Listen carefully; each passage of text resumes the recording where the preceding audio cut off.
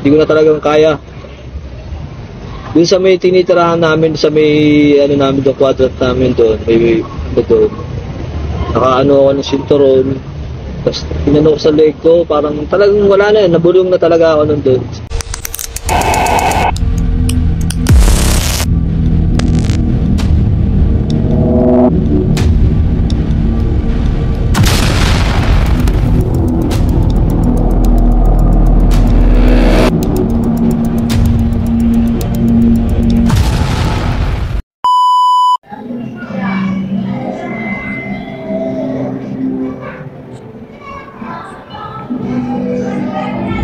Yun mga idol, good day sa inyo mga idol, magandang hapon at nandito tayo sa Almasor mga idol dahil meron tayong isang kaibigan na gusto tayo makapanayam mga idol, gusto tayo ma-interview about sa pagiging mayores natin mga idol, kaya nandito tayo para pagbigyan siya mga idol. Ito yung lugar niya mga idol, sa gilid lang ng airbase mga idol, itong street na to. Tara mga idol, punta natin siya. Yan mga idol, si Bosyo Official. Saan punta galing? Tol. Salamat. Idol, salamat din idol. Ay, ito pala ang yung tarima, idol. Yun. Ikaw ang kauna-una ang makakapanik sa tarima ko. Narinig nyo mga idol, first time tayong kauna-unahan. Sa lahat ng vlog ko, sa lahat ng videos ko, halong katinyo, siya lang ang kauna-unahan. Legendary to ni Bosyo. Yun, kaya napakaswerte natin mga idol. Kaya tara, akitin natin yung kanyang tarima. Yun. At kinata.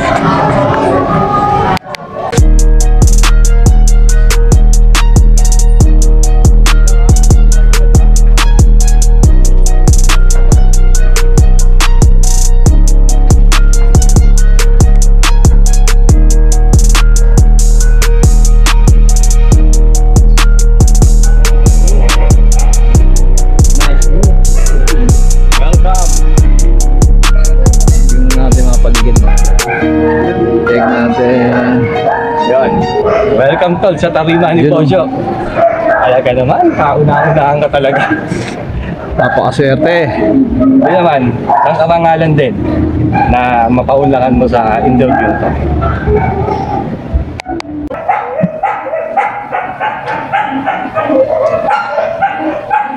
Mga pala si Gerald Cyrus Banqueba, ang tawagin mo lang na Cyrus. Yon, Cyrus. Tumulo ako sa Pasig City Jail. Tumulo ako ng 7 years doon. Tumira din ako ng, nasentensyahan ako ng 12 years to 14 years. Tumira ako ng 5 years sa maximum. Ano ako, Sige-Sige Sputnik. Yon. Meron tayo rito sa taas na sa maximum. Saan ba gusto mo? Patunay. Kahit saan, basta may patunay. Hindi to. Sige, boss.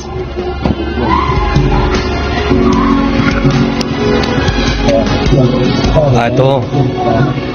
Ano to? Tune. Yan. Joel. Bobet. Yun. Ayan guys. May patunay na. Sa pagkabata, siguro talagang lahat dinanas ko na eh.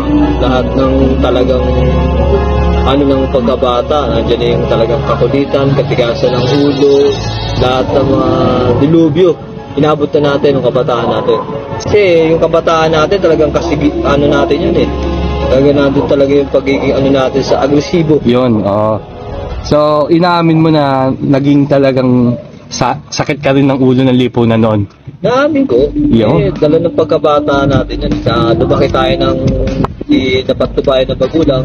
Kaya ganun ang nangyari sa atin. Lumaki ako ng hindi ko kapiling yung tatay ko. Yung tatay ko kasi, alam mo na, medyo babaero. Talaga? Babae. Totoo talagang na siya. Kaya iniwan kami, 8 years old pa lang. Kaya yun, lumaki tayo ng sangga, no? Lumaki tayo ng... Walang patnubay ng isang ama. Wala. Lahat ng paghihirap, nagbote tayo, bote, nagtinda ng sampagitan, at yun, dinanas natin ng kabataan talaga niya. Sobra. Boss, bago tayo magpatuloy, magkape muna tayo. Toast muna tayo, boss. Toast. Yes! Sama sa kape. Yun. Ano yung mga naranasan mo dyan sa Pasig City Jail? Yung nakakulong ako sa Pasig City Jail, una, nasa motor pool pa lang kami noon eh. Kung tawagin kasi sa amin ang Pasig City Jail, bahay ni Kuya. Tagang pag dating namin doon, nakamit kami doon sa Pasig City Jail, doon pa lang sa baba, ramdam mo na talaga yung lagabog ng ano mo eh. Hindi mo na talaga alam yung iisipin mo, gagawin mo, talaga halo-halo na. Kasi doon pa lang yung unang-unang pakiramdam mo, nung mapupunta ka sa Pasig sa jail, talagang iba na. Kasi nandun na halos lahat ng mga talagang kriminal, sabi natin mga kriminal na talagang mga makakaharap mo sila, makasalamuha mo sila. Yung unang sitwasyon ko doon, siyempre talagang hindi ka makatingin sa mga preso eh. Kasi alam mo yung tingin nila sa'yo, talagang akala mo, talagang Lalamunin ka. lalamunin ka ng buhay. Kaya talaga siyempre, patay na bata ka talaga doon. At nung bago pa lang ako doon, kasi meron tinatawag doon na na dalawang doon eh. Kung gusto mong mapaganda ka, gumastos ka, bukas ka ng pera. Ngayon, kung wala kang panggas, wala kang tinatawag na pribilehiyo o VIP, tutulog ka talaga sa yung tinatawag talaga na itikan. Itikan? Oo. Okay. Itikan Yung talaga. dikit-dikit. Dikit-dikit talaga. Literal yun, boss? Sirad. Pero talaga. Mo talagang ng mga kasama doon, yung lahat ng abay doon talaga. Kaya uso yung sakit mo sa balat dun eh. Oo, doon talaga nagkakaroon talaga ng sakit. Sa rancho kasi nung sa Pasig City Jail, hindi ko naman sa pero talagang mahirap din talaga kainin eh. Yung rancho, nire-retoka na lang yun. Pero yung literal na rancho talaga, na hindi mo i-retoke, anong lasa? Pag kasi hindi ka talaga, pag bago ka pa lang talaga, hindi mo talaga kakayanin. Tapos yung bakbet na sa bakbet pa lang, lalo pag bakbet, hindi kaya sa may sayot, sayote, intek, talagang iba talaga ang itsura talaga. Basta lang ka sa pagkain, hindi mo talaga matitignan na, hindi mo talaga maatim kainin. Sa pagliguan kasi, gigisingin ka ng madaling araw, buwinero. Paggising sa'yo ng buwinero, kahit ayaw mo pang tumayo, obligado kang tumayo. Ligo talaga doon, umaga lang, tsaka gabi, 2 beses sa isang araw. Parang na rin kayong nasa sardinas sa pagkakasyaying kayo doon. Tapos ang ligo nyo lang, doon ko lang naranasan yung tatlong tabo. Talaga? Oo nga, nabanggit nga sa akin, 3 tabo. 3 tabo. Lahat na yun? Oo, lalo't pag walang tubig, walang mahina supply ng tubig.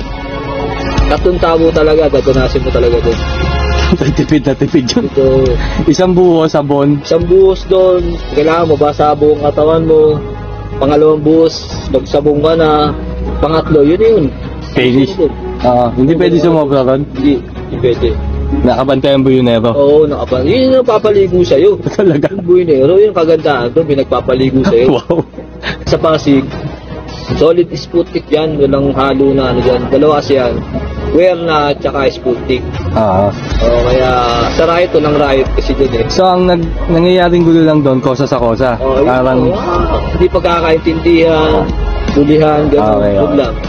Hirap ng mga nanunungkulan doon, unang-una, magpasunod sa tao, pangalawa yung mga obligasyon. Inayawan ko talaga yon. Pero siguro hinihingi ng pagkakataon, naging OD, tapos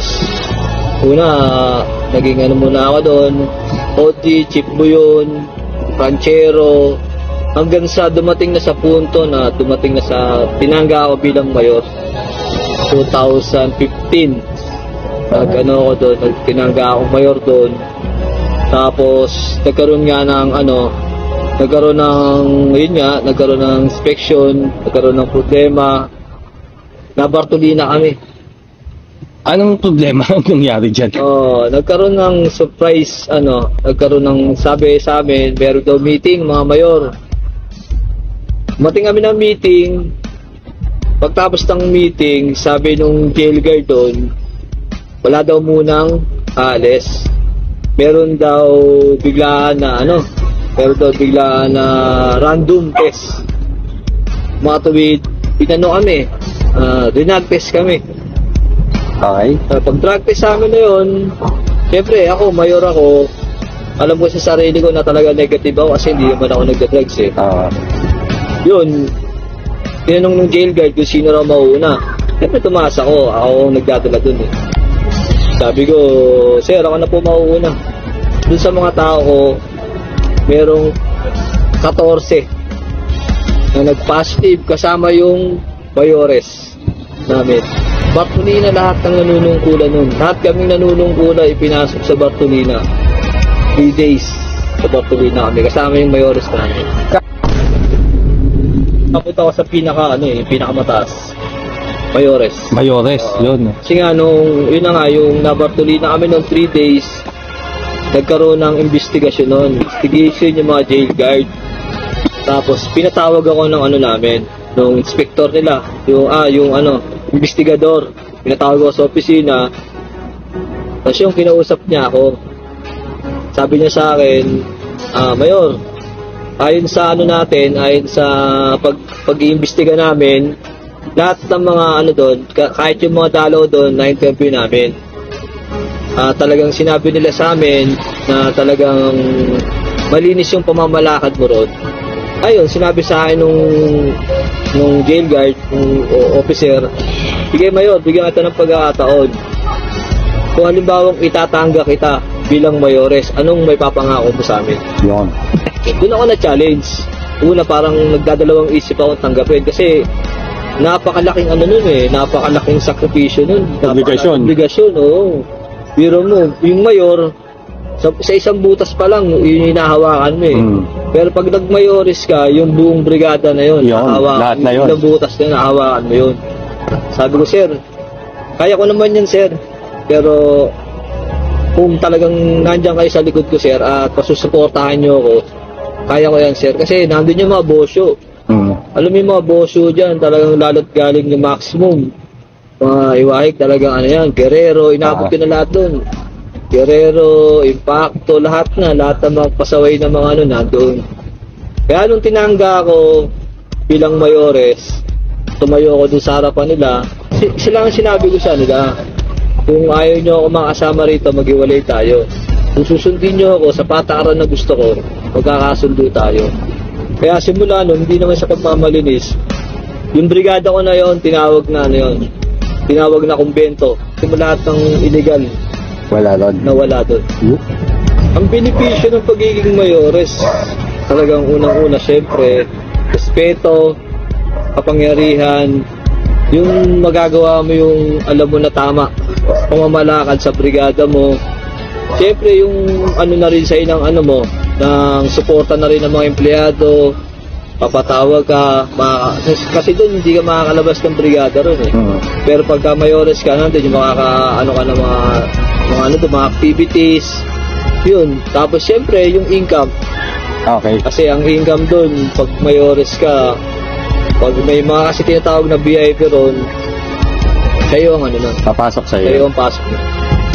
Nahati, binibigay ko sa mayor, ikaw, kasi kailangan pasahurin mo yung mga taon mo ron eh. Oo, tama. Diba? Para kumilos magtrabaho sila ng kasi kung wala silang sahod doon, tatama rin yun. Tamad talaga.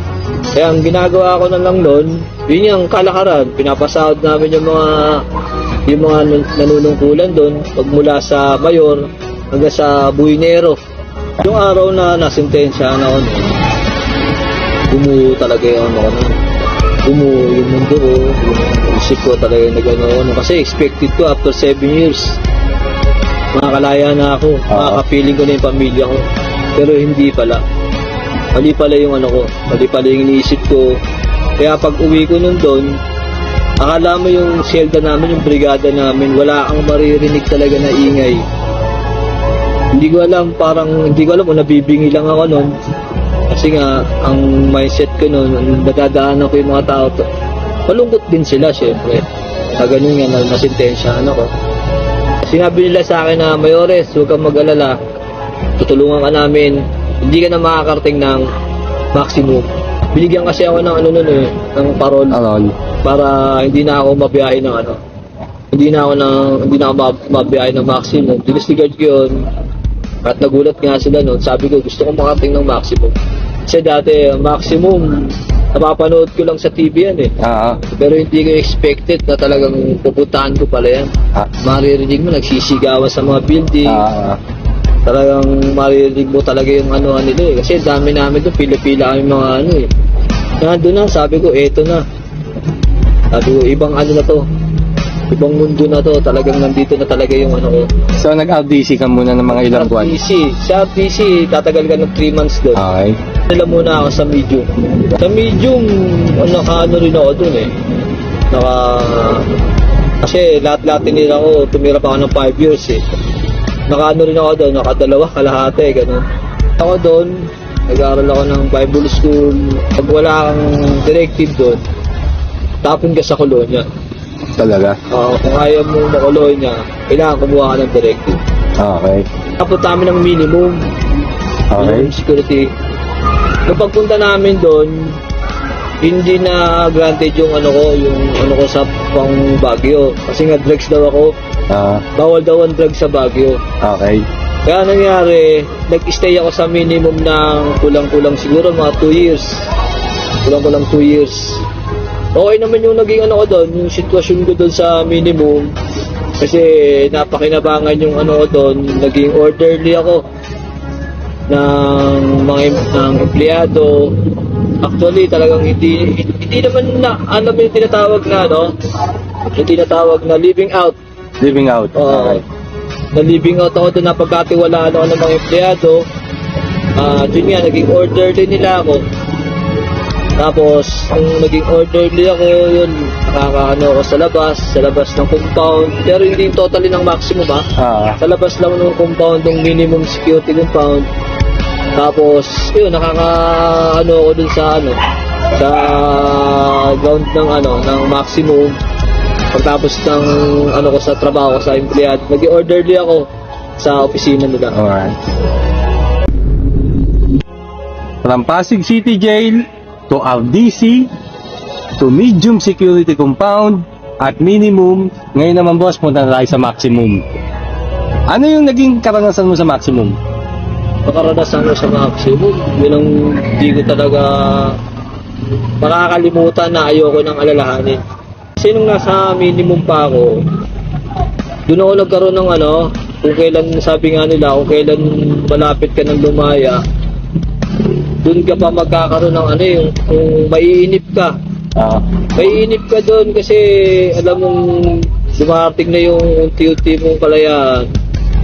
Tapos yun, medyo nagkaroon ako ng konting doon, tinatawag na buryong. Naburyong ako doon kasi ang nangyari kasi sa akin doon, parang nainip ako sa paglaya ko. Marami kasi doon, halos karamihan doon, yung mga dumalaya na lang. Pero inaabot sila ng minsan sila, lumalaya na lang sila, pantayan pa. Nangyari sa akin doon, inabot ako ng buryong na talagang parang ayoko na lumaya. Kaya nangyari noon isang gabi, natutulog ako noon. Nakaisip talaga ako ng ng kalungkutan, na homeless na homeless ako. Ako noon, nagbigti. Ginawa mo yun? Oo. Nakapagbigti ako doon. Meron doon sinturon, sabi ko parang hindi ko na talaga. Hindi ko na talagang kaya. Doon sa may tinitirahan namin, sa may namin the quadrant namin doon, may doon. Nakaano ako ng sinturon.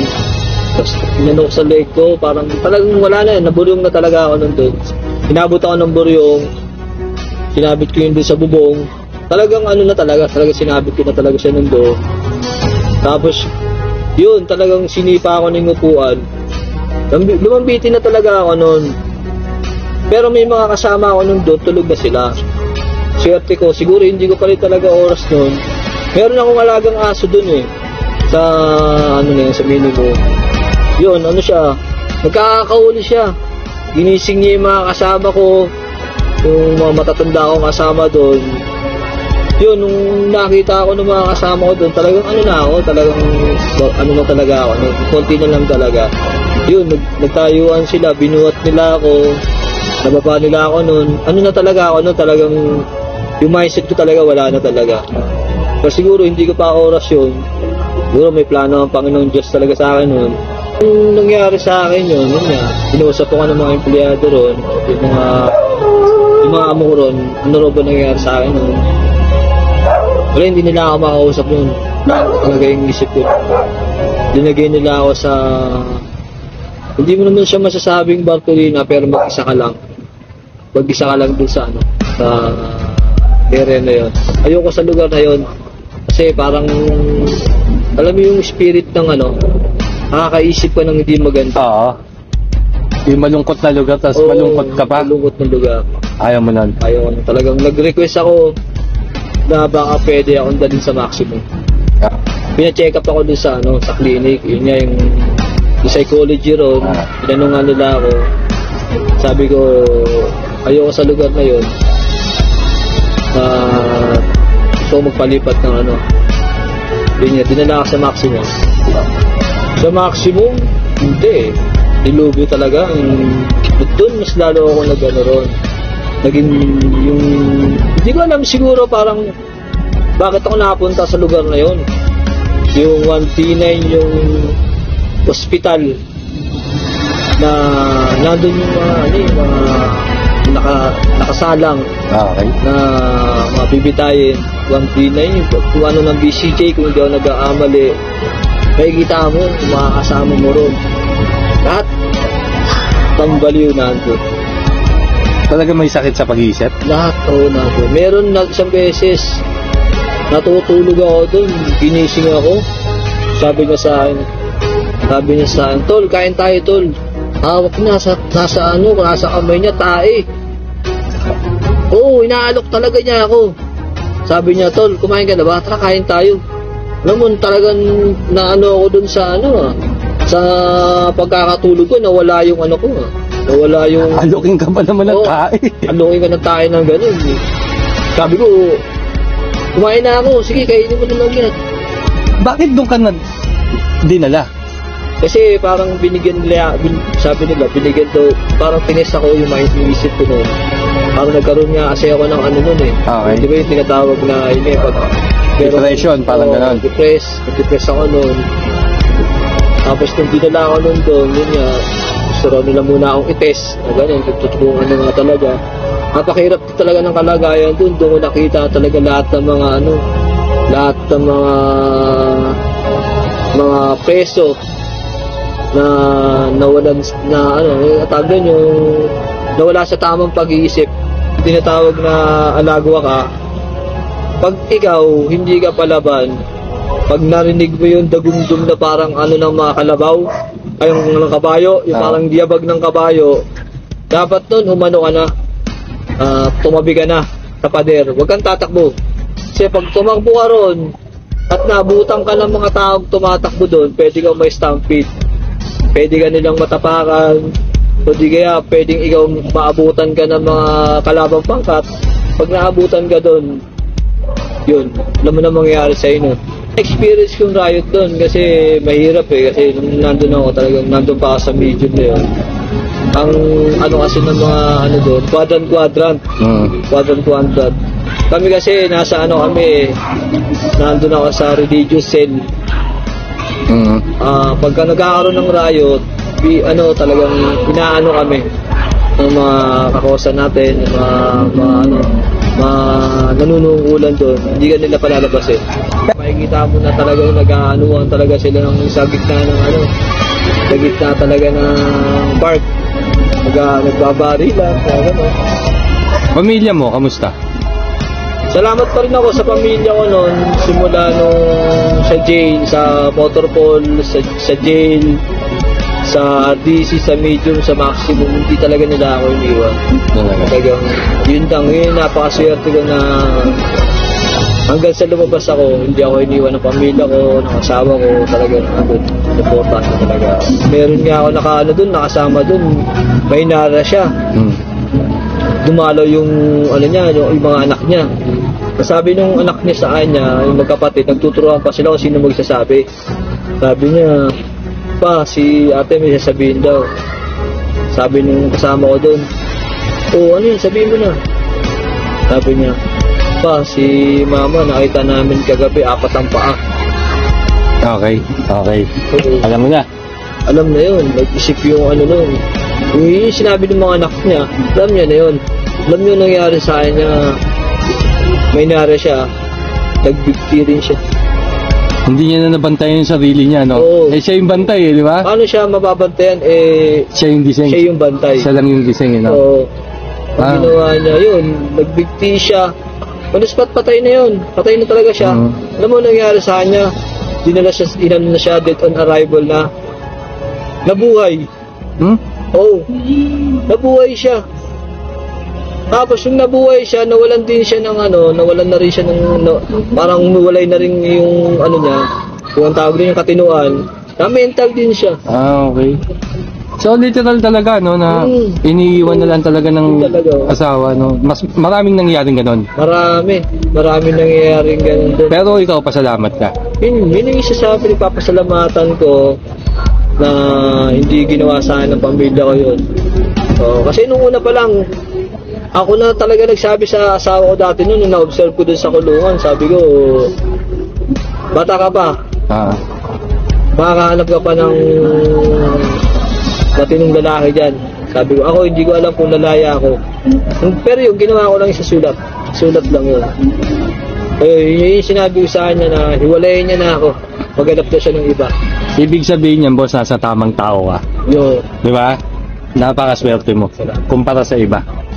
Ang may papayo ko lang sa mga kabataan dyan na makakapanood ng video na to, hanggat maaari, sumunod kayo sa magulang nyo. Kung may magulang pa kayo, umiwas kayo sa mga tropa na ligo ang ginagawa, ligo ang talagang hindi talaga mabuti. Iwasan nyo sumama. Pero hindi naman kayo iiwas doon, baka matulad kayo sa akin o sa mga ibang presyo pa na nakulog. Yung buhay ko siguro talagang kaya ako naikwento to para na rin magbigay aral at tayo dun sa mga makakapanood nito na hindi pa nangungulungan, hanggat maaari magbago ka. Kamusta ang buhay mo ngayon, Flores? Gusto ko ngayon yung may pakain ko sa pamilya ko, yung galing sa pinaghirapan ko, galing sa mabuti, hindi galing sa masama. Okay. Tulad dati nakakapag-isip ako ng easy money, pero ngayon talaga pinipilit ko na mamuhay ng tama at ng maayos. At ito nga, minsan sinasamahan ko na rin ng ng pagbablog. Shoutout na rin tayo siyempre sa mga commander natin dyan, kay Commander Tune, kay Commander Capones, kay Commander Castro, sa mga kakosa ko na nandiyan pa. Taksan nyo na yung loob nyo at alam ko na makakalaya din kayo. Tunang-una tiwala lang sa Panginoon, dasal lang tayo. Dating din yung kalayaan para sa atin. Unang-una syempre nagpapasalamat ako kay Bosyo Official sa paunlak na makapanayam dito, ma-interview niya ako, share ko yung story ng buhay ko, karanasan sa loob ng kulungan, at hanggang eto, sa ngayon, nandito ako. Maraming salamat sa Bosyo. Yes. Salud sa'yo. At syempre, nagpapasalamat din ako sa pamilya ko. At syempre, sa Panginoong Diyos, na talagang nagbigay sa akin ng lasang loob. At ganun din sa sa pagbablog ko, nagpapasalamat ako. Ikakatapos lang ng bitor namin. Maraming salamat at natapos namin yun ng maayos at ligtas. At ganun ko, syempre, dito sa Enduraber, sa EXL, Senlo, ilaw na, sa lahat ng mga sponsor na nag-sponsor sa amin. Maraming salamat sa inyo. Salamat sa suporta. At sana patuloy nyo suportahan yung page ko, yung Mayores TV. At yun lang. At maraming salamat. Ingat lagi and God bless.